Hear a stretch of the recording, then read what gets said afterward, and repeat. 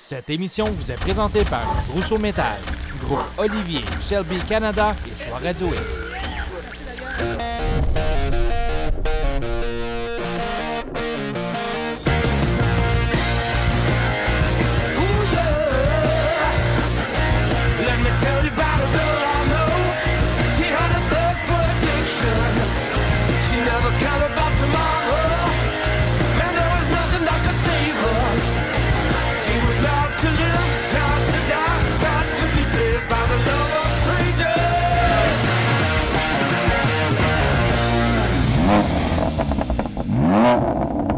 Salut tout le monde! On vous souhaite la bienvenue à Festidrag.tv. Martin d'Anjou, clairement, on n'est pas chanceux sur la température qu'on est ensemble. Là. Ouais, moi, c'est pour ça que je suis parti à Tempa la semaine passée pour faire des tournages parce que sérieusement, clairement, c'est pas ici que ça se passe. Hein? Faire des tournages. J'ai bien hâte de voir ça, ces tournages-là.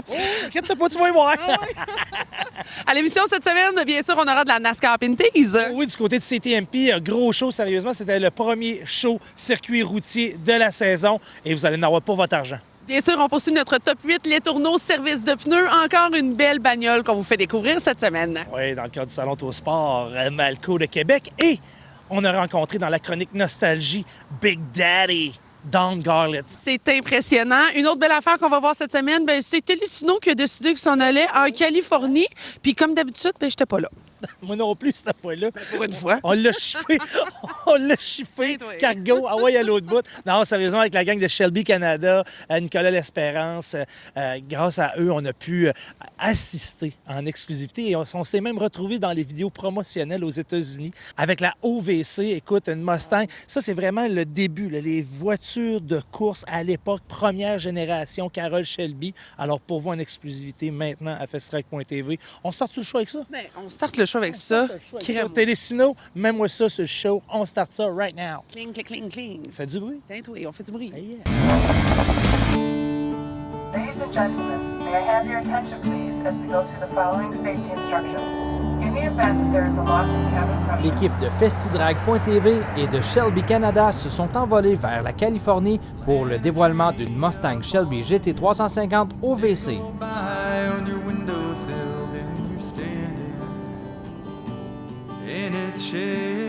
Aux petites heures du matin, Nicolas L'Espérance et Guy-Éric Robichaud de Shelby Canada se dirigent vers la piste mythique de Willow Springs.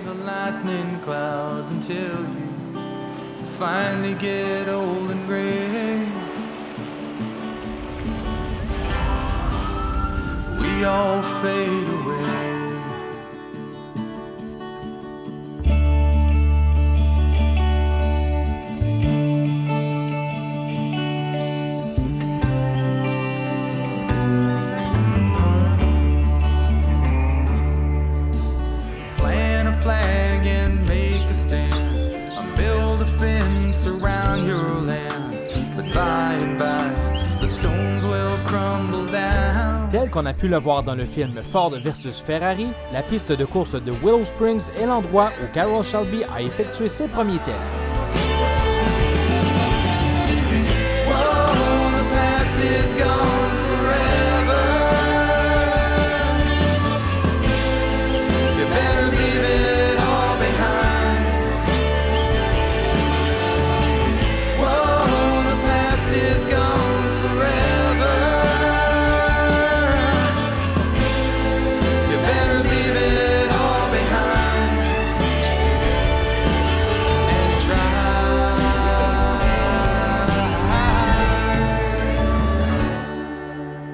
Which one of these wonderful cars are you going to rent?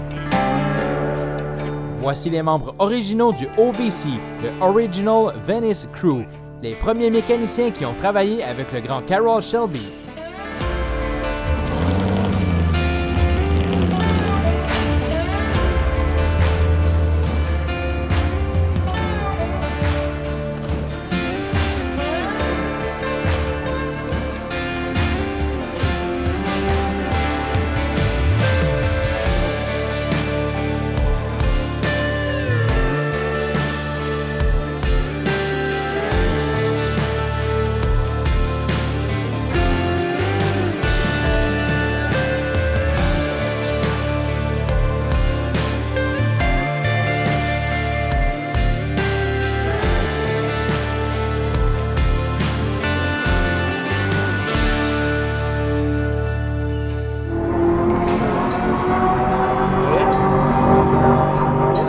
à notre pilote d'essai, Billy Johnson, de chez Shelby America, qui teste notre voiture. Après quelques ajustements de carburateur, c'est sûr qu'il y a un break-in qu'il faut qu'il se fasse sur le moteur. En ce moment, le rev limiter est à 6200. Cette voiture-là va pouvoir atteindre 7000 tours, mais pour les 200 premiers milles, il faut garder ça à 6200.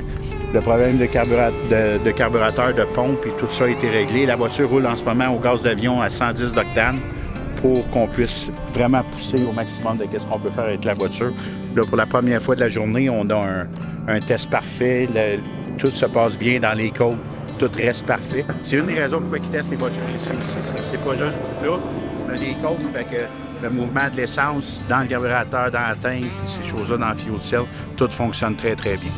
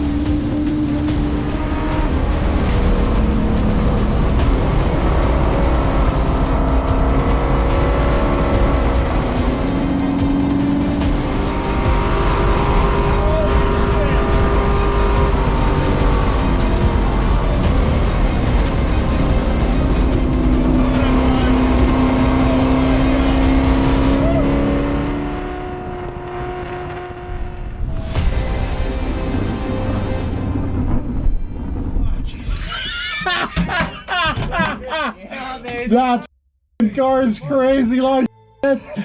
On est content pour cette journée-là qu'on a passée à Willow Spring Raceway en Californie avec les gens de Shelby OVC, tous les mécaniciens originaux de M. Carroll Shelby qui nous ont construit une merveilleuse voiture, vraiment belle GT350 OVC pour un de nos clients particuliers. On a test-drivé la voiture sur la piste aujourd'hui. On a eu peur, vraiment peur, mais vraiment peur. On a été très vite.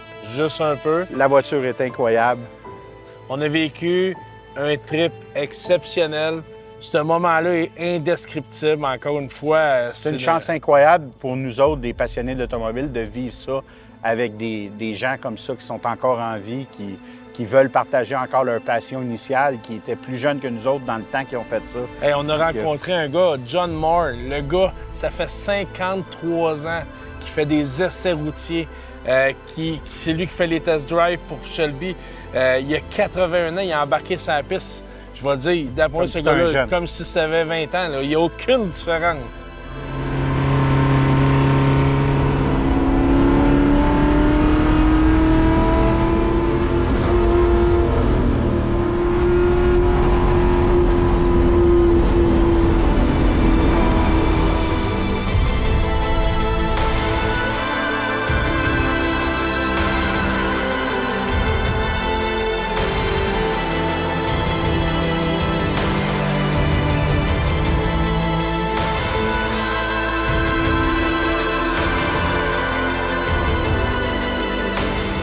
L'expérience d'avoir pu m'asseoir à côté d'un pilote de la série GT4 aujourd'hui dans la voiture, puis qui pousse la voiture comme il l'a poussée, c'est quelque chose que tu t'imagines pas que ces voitures-là peuvent aller aussi vite que ça.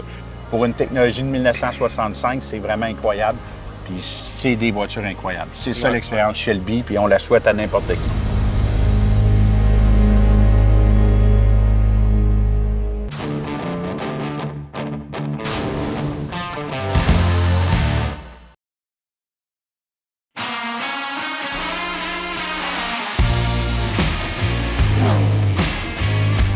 Canadian Tire Motorsport Park que se déroule la deuxième course NASCAR Pinties 2023. Le champion 2022 Marc-Antoine Camiran et Kevin Lacroix sont en première ligne.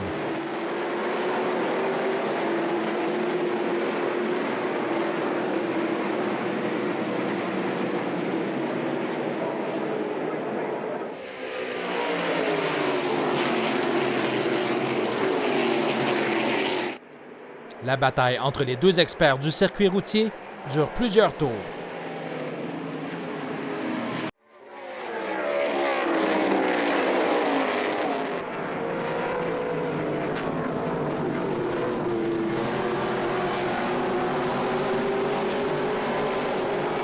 Le jeune Trayton Lapcevich, gagnant de la première course, et le vétéran DJ Kennington suivent de proche. Le 47 de Louis-Philippe Dumoulin s'attaque à DJ Kennington.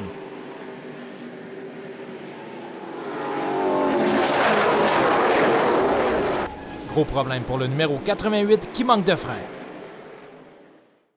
Dans les puits, le malheur s'acharne sur Kevin Lacroix.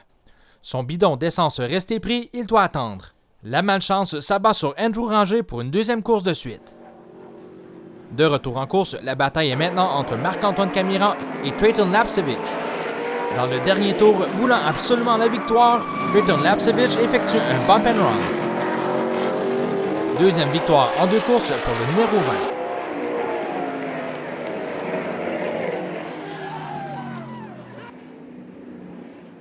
Oui, très bonne voiture qu'on a eue là, avec Dave Jacobs Racing. La numéro 1, Shelby CTSR Pro Long, était quand même très rapide.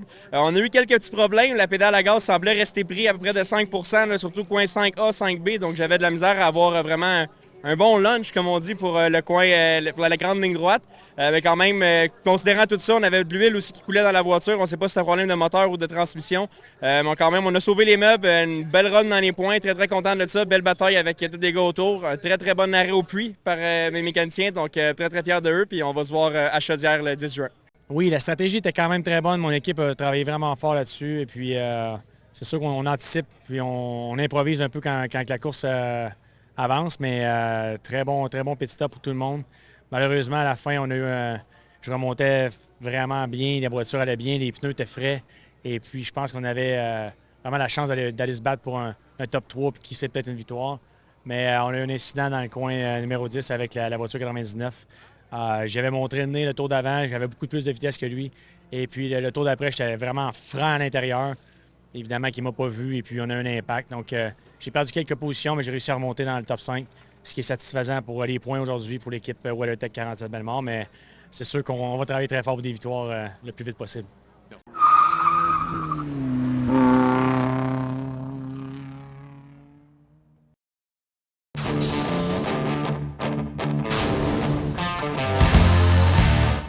Encore une fois, cette semaine, en direct du Salon Autosport, en compagnie de notre chum François, qui est notre juge pour cette semaine, pour ce top 8, les tourneaux, service de pneus. François, how do you feel devant une belle Mustang? Écoute, incroyable véhicule, hein? Ouais, hein? On a la chance cette année, en fait, c'est pas la première année au Salon de l'Autosport, parce qu'il faut savoir que c'est déjà arrivé dans le passé qu'on a eu un véhicule qui a participé au top 8 à Détroit du fameux Riddler. Donc, un top 8 de Détroit à Québec, on a déjà eu. Encore cette année, il faut savoir, pour ceux qui ne savent pas, c'est la Coupe Stanley du domaine du véhicule modifié, le Riddler. Top 8 à Détroit, présent ici cette année. Wow! On est quand même fiers d'avoir des véhicules comme ça en exposition et clairement, ces véhicules-là se démarquent. Ici, on a une Ford Mustang GT 427. Magnifique en tout point. J'ai envie de dire que l'exercice esthétique d'abord de ce véhicule-là est vraiment incroyable. L'intérieur du capot est impressionnant, super original. Qu'est-ce qui a attiré votre attention? Ce véhicule-là est exceptionnel, comme plusieurs dans le top 8, naturellement, je veux pas. Mais celui-là a un côté raffiné, disons, qui nous a attirés en faisant comme, OK, il y a plein de choses. Et là, on est dans le détail. Le détail de la couleur du chrome, exemple, le détail des petites choses de peinture. Écoute, des moulages, là, on pourrait passer 8 ans à décrire cette auto-là. Écoute, je ne sais pas quoi dire là-dessus. C'est incroyable. Il y en a trop. J'aimerais ça qu'on parle du moteur. J'ai comme l'impression qu'il y a des grosses trompettes qui sortent du moteur. Et là, c'est le moment où c'est que la fille qui démocratise le sport motorisé est là pour vous. Mais c'est quoi ces trompettes-là? Parle-moi un petit peu du moteur spécifiquement. Oui, ça, il y a beaucoup de choses homemade là-dessus. Ce que j'ai aimé en parlant avec ceux qui ont bâti le véhicule, c'est que là, la mode, naturellement, est à mettre des moteurs modernes, naturellement, dans les véhicules. Dans le cas de Ford, souvent, on voit des moteurs qu'on appelle Coyote qui sont installés, tout ça. Ça avait été fait dans ce véhicule-là. Puis là, en s'apercevant dans le marché qu'il y en avait plusieurs, on a décidé d'enlever ça et de recommencer la partie motorisation pour y aller avec une mécanique un peu plus vieille et là, la mettre à sauce moderne. Donc, j'en viens avec les histoires de flûte et tout ça. Ça a été conçu pour faire comme... Il est à injection électronique, mais avec un look d'antan. Ça, c'est vraiment une touche extraordinaire. Et C'est là qu'on voit aussi nécessairement le côté réfléchi de ce véhicule-là dans tous ses moindres détails. Moi, personnellement, je le prendrais dans mon garage. C'est incroyable, mais je ne sais pas, je connais pas la valeur et la capacité d'achat. Tu veux dire que je pourrais pas l'avoir dans mon garage? Écoute, statistique intéressante, puis il y a des gens qui vont sursauter. Sur ce véhicule-là, selon les gens qui nous le présentent, il y a environ 50 000 de boulons de titanium sur ce véhicule-là. Juste en boulon? Il y a 50 000 de boulonnerie de titanium sur l'auto. Je pourrais peut-être avoir le 50 000 de boulons, mais je suis pas sûre que le reste du char pourrait suivre. Ni un ni l'autre. Peut-être que j'hypothèque mon chum. Est-ce que je peux vendre mon chum pour acheter le véhicule, tu penses? Faudrait que je lui parle.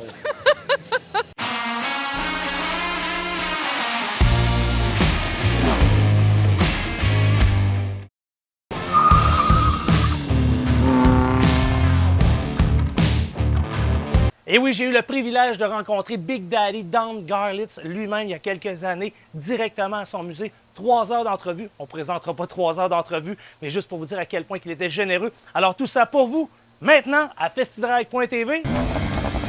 C'est un privilège pour moi d'être ici aujourd'hui, dans le nord de l'État de la Floride, au musée de Don Garlits, l'inventeur du dragster. Fait que Don Garlits, pour ceux qui ne le connaissent pas, Don Garlits a inventé le dragster. À l'époque, le dragster, le moteur était à l'avant. C'était vraiment dangereux parce qu'à chaque fois qu'il y avait une explosion, bien, c'était le concurrent qui était assis dans le véhicule qui recevait les débris, qui recevait l'essence, l'alcool, le nitrométhane. Alors, imaginez-vous toute la dangerosité de participer à des courses d'accélération avec ce genre de véhicule-là. Et Don Garlits, lui, au fur et à mesure que sa carrière avançait, bien, il se posait toujours la question, qu'est-ce que je peux faire pour améliorer la sécurité? Il a été inventeur de plusieurs combinaisons anti-feu qui a fait évoluer le sport, les casques, les moteurs ont été à l'avant, comme je le disais. Et Don, un jour, il y a eu un gros accident, il s'est dit, crime, je viens de me faire sectionner une partie de mon pied et les autres compétiteurs sont toujours là à chaque fois de risquer leur vie sur des dragster front engine. Alors, Don Garlits a inventé le dragster avec le moteur à l'arrière. Donc, quand le moteur explose maintenant, tous les débris s'en vont à l'arrière parce que le véhicule est propulsé. Donc, nécessairement, avec l'effet d'entraînement, les débris, le nitrométhane s'en va à l'arrière. Donc, Don Garlits, aujourd'hui, il a 82 ans. Et le monsieur, là, oubliez ça, là, il est déjà ailleurs. Il est dans le futur. Il est déjà en 2200, lui, dans sa tête. Alors, imaginez-vous, ce monsieur-là a toujours été en avant et le sera toujours. Mesdames, messieurs, à festidrag.tv, en exclusivité, Monsieur Don Garlits.